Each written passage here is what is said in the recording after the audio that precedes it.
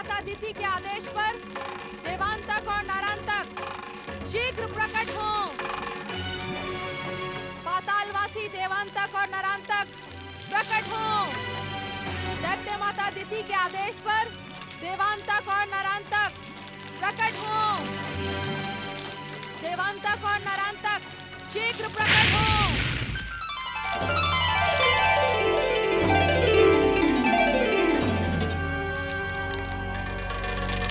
देवांतक और नारांतक शीघ्र प्रकट हो।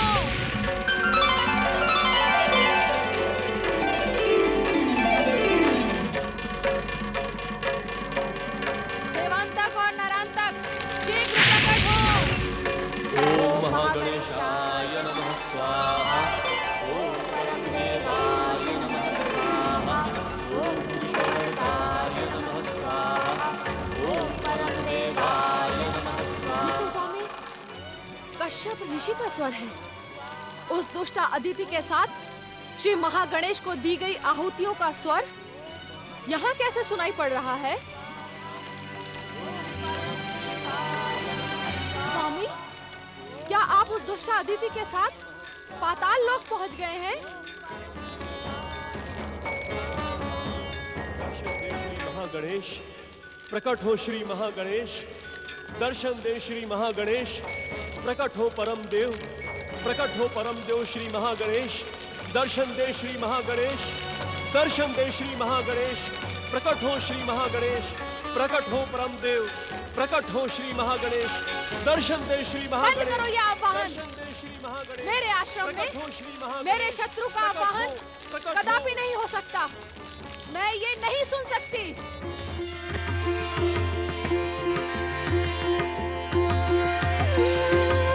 दैत्य माता अदिति, ये आश्रम तुम्हारा कब से हो गया? ये आश्रम तो हमारे परम भक्त महर्षि कश्यप का आश्रम है और सदा सदा के लिए उन्हीं का रहेगा। इस आश्रम के कण कण में उनकी भक्ति के स्वर समाये हुए हैं। इस आश्रम का यज्ञ कुंड भी उनकी निरंतर साधना से भक्तिमय हो चुका है। जब से वो दुष्टा यहाँ से मेरे पति कश्यप को लेकर गई है, ये आश्रम मेरा हो गया है। यहाँ की मैं एकमात्र स्वामिनी हो गई हूँ। अपने द्वेष और प्रतिशोध पर अंकुश लगाओ दैत्य माता अदिति। जब तक मैं उस कुल कलंकिनी अदिति को अपमानित व दंडित ना कर दूं, तब तक मेरा प्रतिशोध शांत नहीं हो सकता। अपने प्रतिशोध की ज्वाला से धधकती हुई तुम एक बार नहीं, अनेक बार देवी अदिति को दंडित करने का प्रयास कर चुकी हो, किंतु इसका परिणाम स्वयं तुम जानती हो। तुम्हारे प्रतिशोध ने देवी अदिति को नहीं, स्वयं तुम्हें ही आहत किया है। इसी कारण आज तुम्हारे पति तुम्हारे साथ नहीं है। मैं उस पाखंडी कश्यप को लौटने के लिए विवश कर दूंगी। देवी अदिति, तुम अपने किसी भी प्रयास में तब तक सफल नहीं हो सकती जब तक तुम्हारे भीतर प्रतिशोध का ज्वालामुखी है।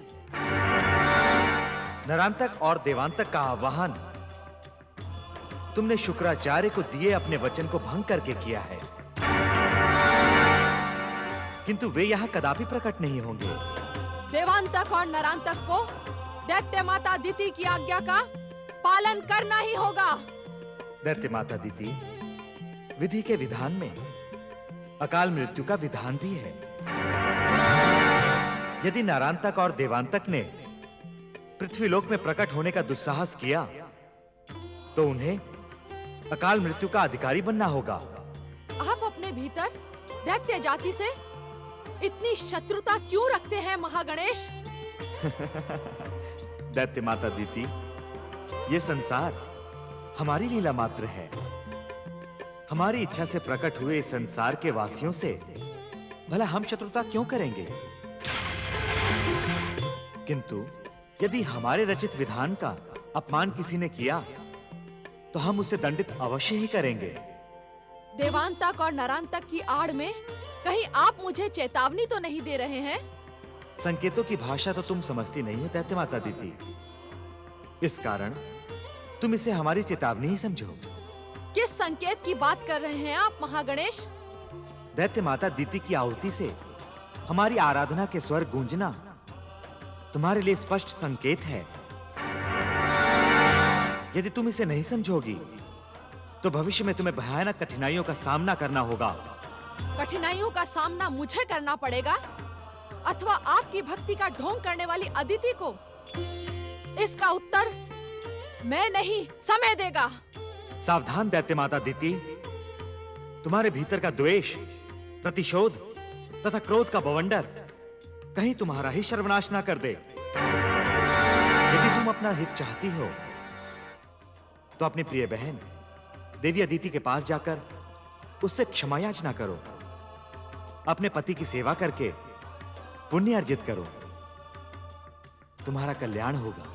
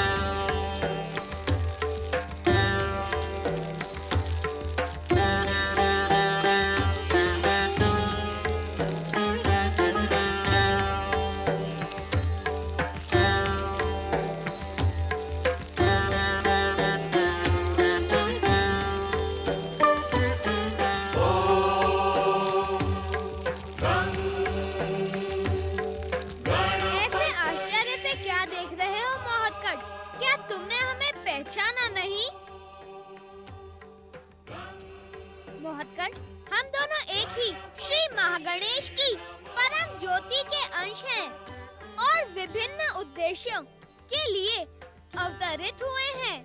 इस सत्य से मैं भली भांति परिचित हूँ गौरी पुत्र श्री गणेश। तो इतना अधिक आश्चर्यचकित क्यों हो? श्री महागणेश के मयूरेश्वर अवतार को मैं अपने सम्मुख प्रकट होते देख चुका हूँ। मैं सोच रहा था कि गौरी पुत्र श्री गणेश अवतार का उद्देश्य पूर्ण हुआ, इसी कारण गौरी पुत्र श्री गणेश, इसीलिए गौरी पुत्र श्री महागणेश की ज्योति में विलीन हो गया। यदि एक दृष्टि से देखा जाए तो तुम्हारा सोचना भी सत्य है, परंतु ये सब तो परम देव श्री महागणेश की लीला है। अपने स्वरूप को एक साथ अथवा भिन्न भिन्न अवसरों पर भिन्न भिन्न स्वरूप में प्रकट करके संसार को चमत्कृत करते हैं। जानता हूँ कि उनके अवतार का उद्देश्य संसार का कल्याण है। जानकर भी तुम मुझे देखकर चकित हो रहे हो। मैं यहाँ तुम्हारे समीप एक विशेष अनुरोध लेकर आया हूँ। कैसा अनुरोध? माता पार्वती कैलाश से अपने पिता के घर हिमालय महल पहुँच चुकी हैं, परंतु वे पुत्र वियोग से अत्यंत दुखी हैं। मेरा अनुरोध है कि तुम कुछ समय के लिए उनके समीप जाकर उनके मातृ हृदय को तृप्त करो। तुम्हारे जाने से जगत जननी माता को शीतलता प्राप्त होगी। जाओ महत्कट, माता पार्वती को वात्सल्य सुख प्रदान करो। यही इस समय तुम्हारा परम कर्तव्य है। आश्चर्य है, तुम स्वयं गौरी पुत्र हो और मुझसे कह रहे हो कि माता गौरी के समीप जाओ। क्या तुम चाहते हो कि मैं यहाँ से अज्ञात रूप में अदृश्य होकर स्नेहमयी तपस्विनी माता अदिति को पुत्र वियोग में धकेल दूं? उनके जीवन भर की तपस्या और साधना को विफल कर दूं? नहीं नहीं महत्कट, मैं परम देव श्री महागणेश की परम भक्ति करने वाली माता अदिति के हृदय को दुख पहुंचाने के लिए नहीं कह रहा हूँ। गौरी पुत्र को अपनी आँखों के सामने देखकर माता प्रसन्न होती है। यदि मैंने तुम्हारा परामर्श स्वीकार कर लिया तो कल्पना करो कि माता अदिति की क्या दशा होगी। अर्थात तुम अपने कर्तव्य से विमुख हो रहे हो। मुझे अपने कर्तव्य का ज्ञान है, परंतु आश्चर्य है कि गौरी पुत्र होकर भी तुम अपनी वियोगिनी माता के पास क्यों नहीं पहुँचे, मेरे समीप क्यों चले आए।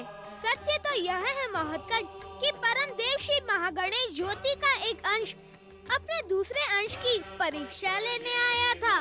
परीक्षा? हाँ महत्कट, परीक्षा। मैंने देख लिया कि महागणेश के हृदय में बहती भक्ति की पावन गंगा उनके सभी अंशों में जगमगा रही है। चाहे गौरी पुत्र हो, मयूरेश्वर हो अथवा अदिति पुत्र हो, सभी अवतारों का एकमात्र उद्देश्य है अपनी माता की भक्ति। शक्ति तत्व और गणेश तत्व संसार के सामने माता और पुत्र के अनुपम संबंधों का आदर्श स्थापित करने के लिए ही प्रकट हुए हैं। हाँ महोत्कट, माता और पुत्र के इस अनुपम अटूट संबंध की धार्मिक और आध्यात्मिक शक्ति से संसार सदा सदा शिक्षा और प्रेरणा ग्रहण करता रहेगा।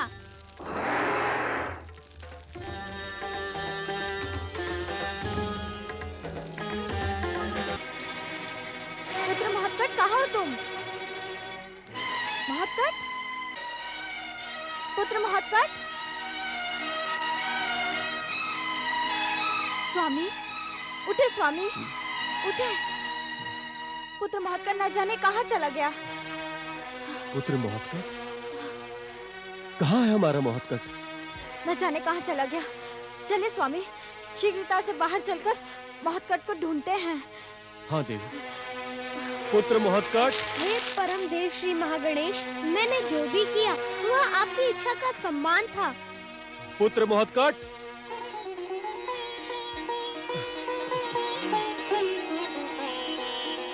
हे माता अदिति, तुम्हें कोटि कोटि प्रणाम।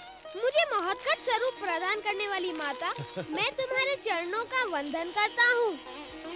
महत्कट, तू माता से दूर जाकर माता को प्रणाम कर रहा था। दूर आकर भी पुत्र माता के समीप ही रहता है। पुत्र, मैं तो तुम्हारे समीप ही हूँ। समीप तो थी माता, परंतु दूर जाने का प्रसंग आ गया। कैसा प्रसंग पुत्र?